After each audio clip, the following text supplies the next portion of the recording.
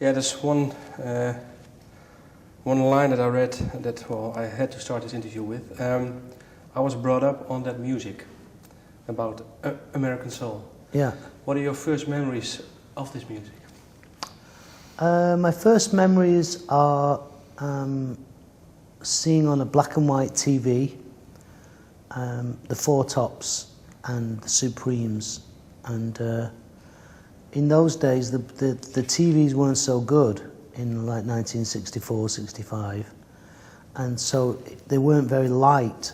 So a black person on the TV, you couldn't actually see them very well, and they used to wear these very shiny dresses, and shiny suits, and these dance routines. And I just remember loving how the Four Tops moved, and this fantastic voice of Levi Stubbs.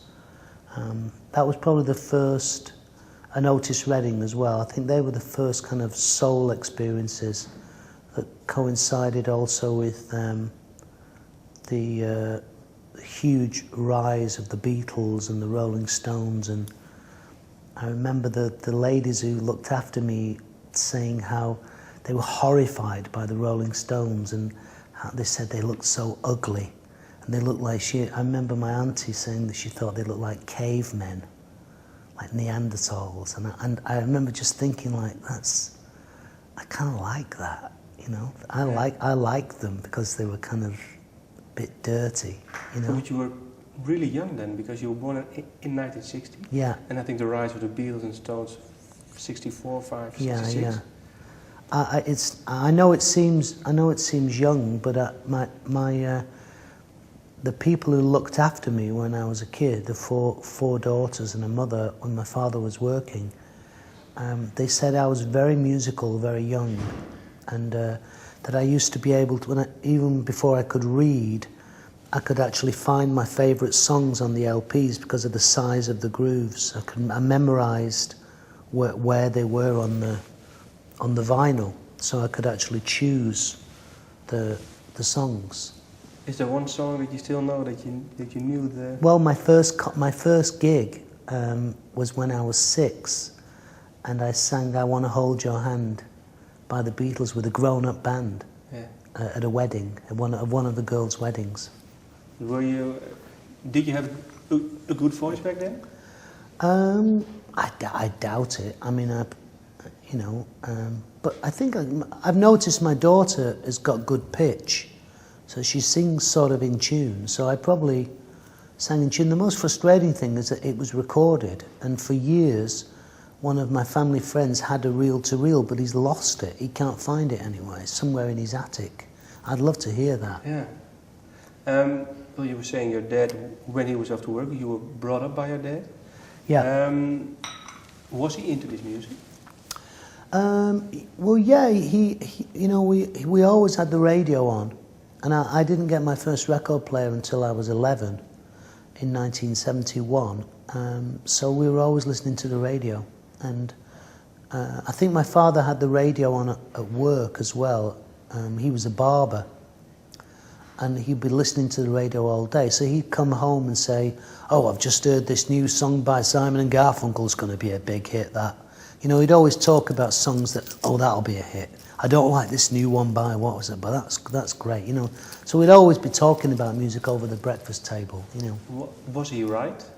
He was pretty good, yeah. I mean, he was pretty good, yeah.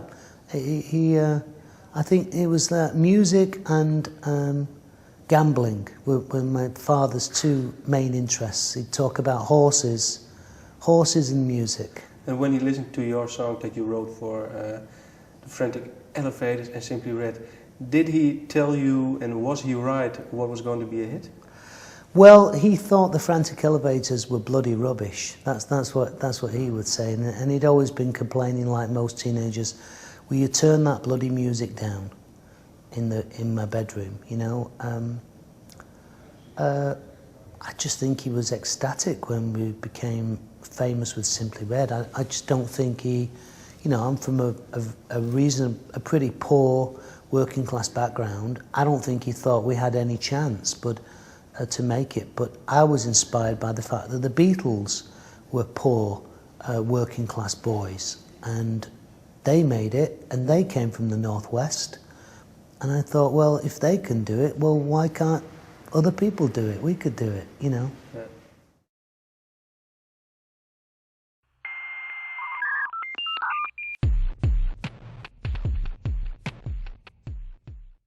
Did he actually know what made a good tune when you wrote them for Simply Red? It's a good question, but the thing is, my father wasn't a great communicator. You know, that generation, you know, they don't say things like "I love you," or, you know, after you get past a certain age, there's no more kind of hugs and kisses and stuff. You know, it's just a different thing. So he'd talk about me, I think, with other people, but never talk to me about it. So people would tell me how proud he was, but he'd never tell me. So I've absolutely no idea. Okay. Just a shortcut. You said you were brought up by an auntie, or who did you bring? No, it was a family that lived close by my father, and her name was Nellie. Nellie and Alf were the parents, and they had 4 girls. So when I was 3, the youngest girl was about 13, and she and the other sisters bought Beatles LPs and bought music, and you know, I would listen to them. They'd be looking after me, and I'd be listening to them while they were playing music, and so I kind of got passed down through all of the 4 girls until I was about 9, and then from 9 onwards, I sort of pretty much looked after myself. Okay, and so they were actually really important for you in your music upbringing too. Yeah. Okay. Well, your mom left. The story is well known. You have met your mother. Is she into music? Does she do something with music? I don't know. I really don't know her. I really don't know much about her. I thought maybe because I read somewhere that you've spoken to her.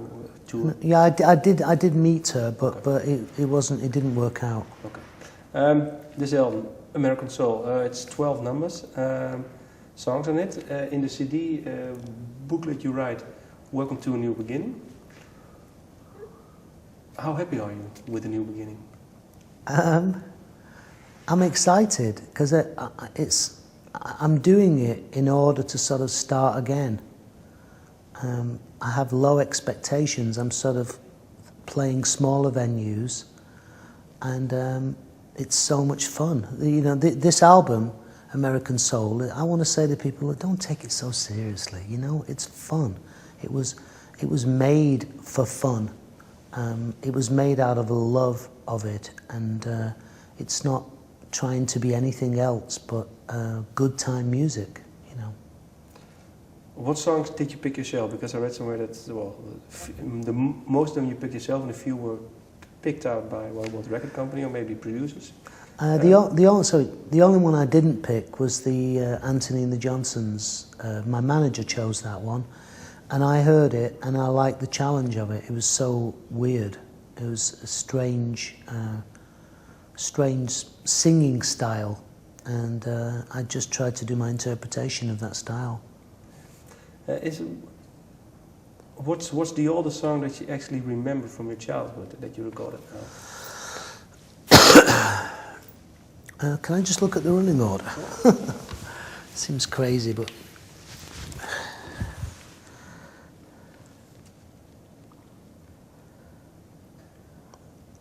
I think the earliest one would be "Don't Let Me Be Misunderstood" by the Animals, because I used to have that on a 45 vinyl very early on, and also "That's How Strong My Love Is" as well. I'm more familiar with the Rolling Stones version of that than I am with the Otis Redding one.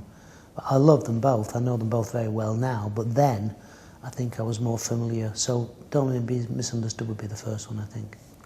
And how did you actually try to interpret these songs? Did you listen to the originals, or maybe, well, Stones versions, maybe on and on, or did you just just have your own interpretation? Well, you know, I've been listening to them on and on for the best part of 25, 30 years.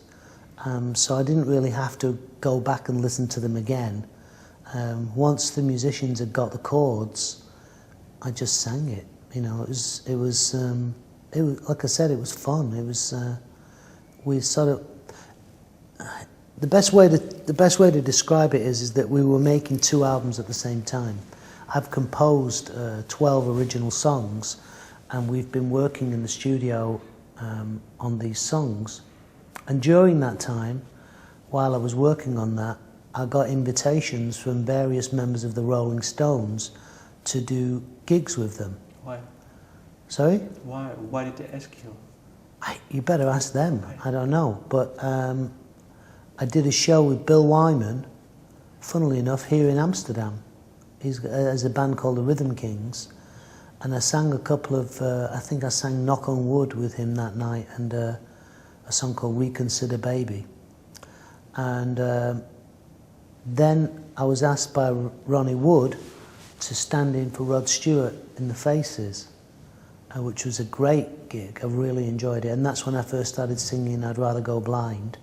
And then I was invited by Charlie Watts to sing with his Boogie Woogie band, and it was all R&B, you know, and I had so much fun doing it that my manager just said, well, why don't you're in the studio, why don't you just record some of these songs, you know? And so we kind of did them as sort of warm-ups, you know, they were as a bit of fun, and that's why this album was finished first, because the songs were already written and it was sort of easy, you know, and so we agreed with Warner Brothers that we would put this album out first, and then the next album will be the album of original songs. When will that be released? When this reaches the end of its sort of life cycle, really. It's there, it's ready to go, so we'll just wait and see how long this one sustains us.